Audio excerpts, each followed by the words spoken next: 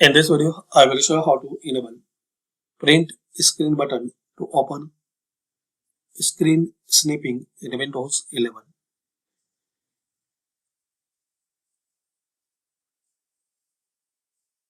So very simple and easy way.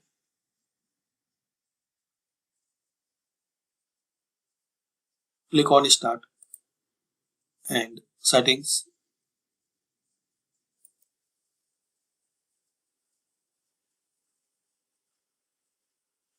Now here click on Accessibility.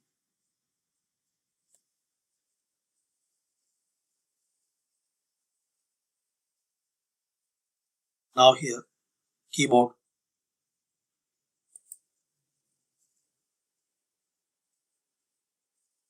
And here you will see these all settings: on screen keyboard, access keys and print screen. So this is the option. Use the print screen key to open screen capture. Just make it on to enable this setting. Make it off to disable this setting.